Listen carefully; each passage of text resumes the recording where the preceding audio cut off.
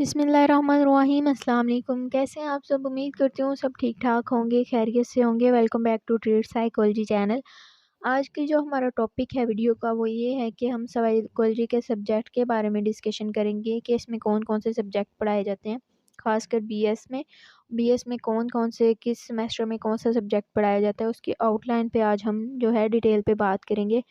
जैसा कि आपको पता है कि 12वीं का रिज़ल्ट आ गया एफएससी वालों का, और उन्होंने भी रखना होगा, बीएस में एडमिशन लेना होगा, और उन्हें समझ नहीं आ रही कि पता नहीं किस तरह के जो सब्जेक्ट हैं पढ़ाए जाते हैं बीएस में। तो ये वीडियो ज़रूर देखें एंड तक, आपको समझ आ जाएगी कि ये सब्जेक्ट इसमें पढ़ाए जाते हैं और कौन कौन सा इसमें सिलेबस पढ़ाया जाता है। और जो दिन आपके जो बकाया बचे हैं उसमें आप अपना पढ़ भी सकते हैं। डिफरेंट जो यूनिवर्सिटीज़ की आउटलाइन डिफरेंट होती हैं, लेकिन सब्जेक्ट तकरीबन यही होते हैं। कुछ आगे पीछे ज़रूर हो सकते हैं, लेकिन होते बेसिकली यही हैं। तो आपको आइडिया ज़रूर हो जाएगा इसे देखने के बाद कि सब्जेक्ट किस तरह के होते हैं। सबसे पहले फंक्शनल इंग्लिश है, ये भी पढ़ाई जाती है। इंग्लिश में क्या होता है कि थोड़ा सा ना सेंटेंस होते हैं, पैराग्राफ्स होते हैं, कंप्रीहेंसेशन होती हैं, थोड़ी थोड़ी सी इस तरह की चीज़ें होती हैं। डिफ़िकल्ट इंग्लिश नहीं होती ये वाली, ना ही कोई भी स्पेसिफिक बुक लगवाई जाती है ट्रांसलेशन वगैरह के लिए, कोई भी ऐसा मामला नहीं होता है इसमें। इस्लामिक स्टडी है, इस्लामिक स्टडी में भी बेसिक सी इस्लामिक स्टडी है। इसमें थोड़ा सा इस्लाम के बारे में, तौहीद, रिसालत, इस तरह की चीज़ें होती हैं। ये भी कोई टफ़ नहीं होती, और ये नॉन मुस्लिम के लिए है। और इसके बाद इंट्रोडक्शन ऑफ साइकोलॉजी पार्ट 1, ये जो लिखा हुआ है 1, ये पार्ट 1 है। और ये आपको मेरी वीडियो से पता चल जाएगा, जो मैंने वीडियोस बनाई हुई हैं वो इंट्रोडक्शन ऑफ साइकोलॉजी पर ही बनी हुई हैं, और वो पार्ट 1 की ही हैं। तो आहिस्ता आहिस्ता मैं सब कुछ पढ़ा रही हूँ, तो उसमें आप जाके गाइडेंस ले सकते हैं। अलजब्रा एंड ट्रिग्नोमेट्री, ये होती है मैथमेटिक्स, आपने पढ़ी होगी फर्स्ट ईयर में। जिन्होंने आईसीएस किया है या इंजीनियरिंग में किया है, उन्होंने मैथ पढ़ा होगा, उन्हें पता होगा कि ये किस तरह से जो है ये कुछ बताया होता है इन्होंने अलजबरे के बारे में। थोड़ा सा मैथ होता है इसमें, मुश्किल तो नहीं होता लेकिन थोड़ा सा होता है, ज़्यादा सिलेबस नहीं होता इसमें। टॉलरेंस है, ये एक न्यू सब्जेक्ट है जो तकरीबन 2-3 सालों में ही आया है न्यू। किस तरह से टॉलरेट किया जाता है, बर्दाश्त किस तरह से किया जाता है, इस चीज़ को सिखाने के लिए उन्होंने डाला हुआ है। क्योंकि एज अ साइकोलॉजिस्ट सबसे पहले आप में जो एबिलिटी होनी चाहिए वो टॉलरेंस की होनी चाहिए।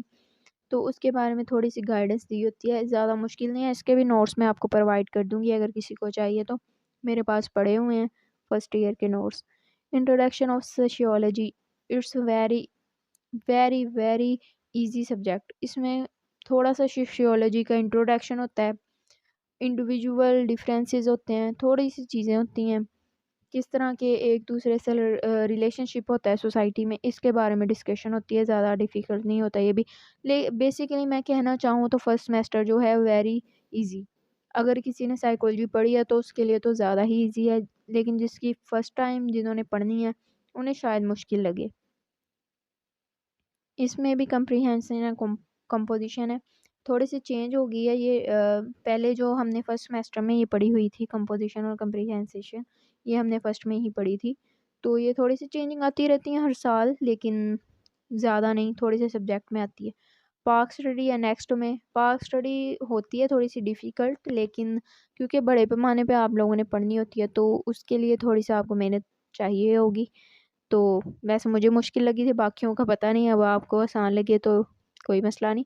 इंट्रोडक्शन पार्ट 2, ये पार्ट 2 है। एक बुक का हिस्सा जो है वो फर्स्ट सेमेस्टर में करवाया जाता है, और सेकंड जो है पार्ट 2 यानी कि सेकंड में करवाया जाता है।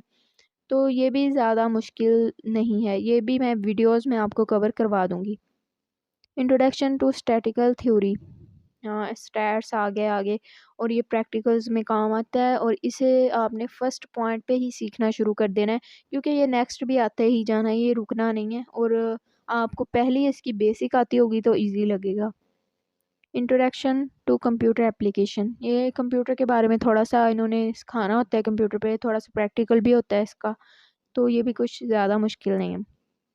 कम्युनिकेशन स्किल्स सिखाई जाती हैं तीसरे सेमेस्टर में, किस तरह से आपने कम्युनिकेट करना है, प्रेजेंटेशन के बारे में बताया जाता है, सीवी, रिज्यूमे वगैरह इसमें सिखाए जाते हैं, इस तरह की जो चीज़ें हैं वो history system in psychology, history आ जाती है साइकोलॉजी की, काफ़ी डीपली हिस्ट्री में जाना होता है और काफ़ी ज़्यादा जो है डिटेल में पढ़ना होता है साइकोलॉजी की हिस्ट्री को।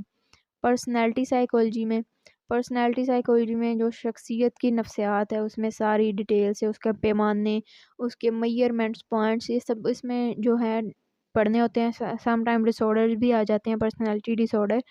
सोशल साइकोलॉजी में क्या करना होता है जी, जो जैसा कि सोशियोलॉजी है वैसे ही कुछ इसका भी हिसाब होता है, यानी कि ये भी काफ़ी इजी सब्जेक्ट है। सोशल साइकोलॉजी हमारा माशरे में किस तरह का बिहेव है, किस तरह से हमें इन चीज़ों पे कंट्रोल करना चाहिए, नशे के बारे में, इन चीज़ों के बारे में इसके डिस्कशन होती है। फाउंडेशन ऑफ एजुकेशन, एजुकेशन जो है उसमें थोड़ा सा एजुकेशन के बारे में बताते हैं, जैसा कि एफए का एक सब्जेक्ट है एजुकेशन, उसमें थोड़ा सा ही पढ़ना होता है, इतना ज़्यादा नहीं। टेक्निकल राइटिंग में भी वही कुछ आता है, रिज्यूम में आपने लिखना होता है। सीवी राइटिंग के बारे में सिखाया, क्योंकि ये सब कुछ आपने एक एज अ जॉब के तौर पे सीखना होता है। आगे आपने एक जॉब भी करनी होती है, तो उसके लिए आपको ये सब स्किल्स आनी चाहिए, तो उसमें हर चीज़ जो है डिटेल में सिखाते हैं। डेवलपमेंट साइकोलॉजी में, डेवलपमेंट साइकोलॉजी एक ब्रांच है साइकोलॉजी की, और उसमें बच्चे की डेवलपमेंट के बारे में जो होता है वो सारा कुछ आ जाता है। कोग्निटिव अफेक्टिव प्रोसेसेस, इसमें भी जो कॉग्निटिव साइकोलॉजी की ब्रांच है वो आ जाती है, और उसको ज़रा डिटेल से पढ़ना होता है। बिहेवियर न्यूरो साइंस में वो आगे मैं आपको आउटलाइन में दिखा दूंगी, क्योंकि वो आगे भी डिवाइड किया हुआ है ना, तो उसमें सारा कुछ आ जाएगा। बाकी ये देख लें आप। Psychology testing and measurement fourth में आती है। इसमें जो है टेस्ट किस तरह से, साइकोलॉजिकल टेस्ट जो होते हैं उनको जो है पढ़ना होता है। HFD और RISB, ये सारे टेस्ट। मेंटल एंड साइकोपैथोलॉजी, इसमें डिसऑर्डर्स पढ़ने होते हैं। रिसर्च मेथोडोलॉजी, रिसर्च के बारे में पढ़ना होता है। एप्लीकेशन ऑफ स्टैट्स, ये मैंने कहा था ना, ये बार बार आएगा स्टैट्स, लेकिन आप लोगों को शुरू में ही जो है तवज्जो देनी होगी। अगर आपने नहीं दी तो फिर आपको आगे मुश्किल होगी, क्योंकि ये हमारे प्रैक्टिकल्स में बहुत काम आएगा, और इसमें SPM का जो एक प्रैक्टिकल है वो भी लिया जाता है।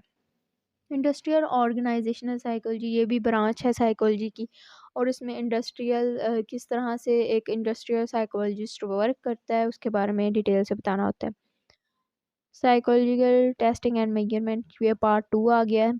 मेंटल हेल्थ एंड साइकोपैथोलॉजी, इसका भी पार्ट 2 आ गया। इसके यानी कि इस तरह से कह लें कि हाफ सिलेबस हमने पहले करना होता है, हाफ बाद में डिवाइड होके आता है। ये होता वही कुछ है, लेकिन वो ज़रा डिटेल्ड आ जाता है आगे। रिसर्च भी पहले पार्ट आ गया, पार्ट 2 आ गया।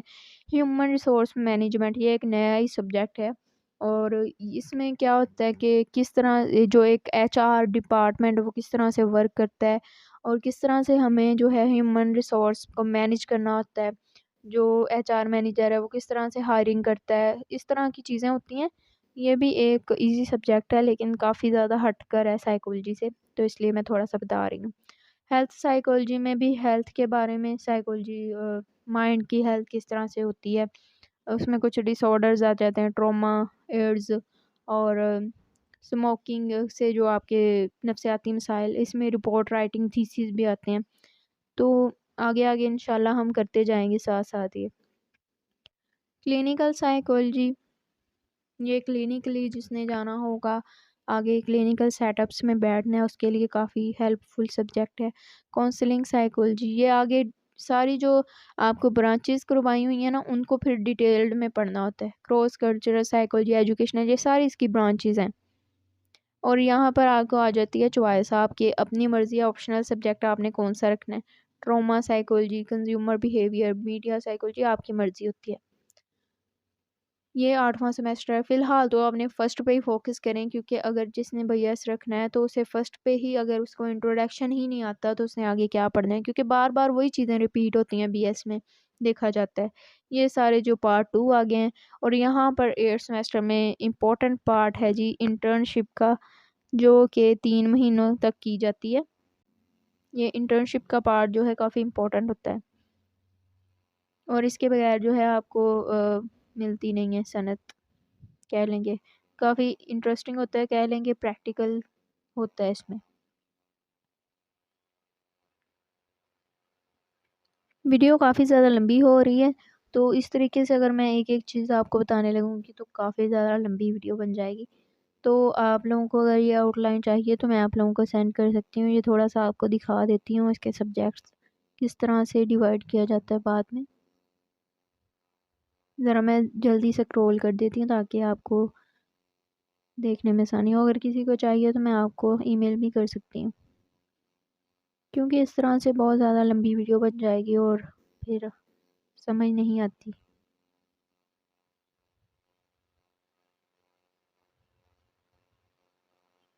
ये टॉलरेंस की है।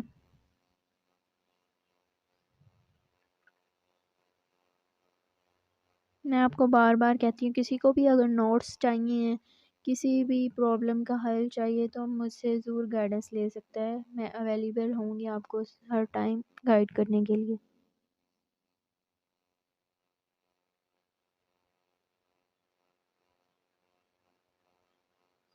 चलें जी, मैंने शुरू वाले आपको दिखा दिए हैं। आगे अगर आपको चाहिए होगी, इंटरेस्टेड हैं तो मैं आपको सेंड कर दूँगी पीडीएफ फॉर्म में। मुझे कमेंट कर दीजिएगा या फिर ईमेल अपना ईमेल कर दीजिएगा, मैं इंशाल्लाह आपको सेंड कर दूँगी। तो यहीं पे अपनी वीडियो ख़त्म करती हूँ। दुआओं में याद रखिएगा। अल्लाह हाफ़िज़।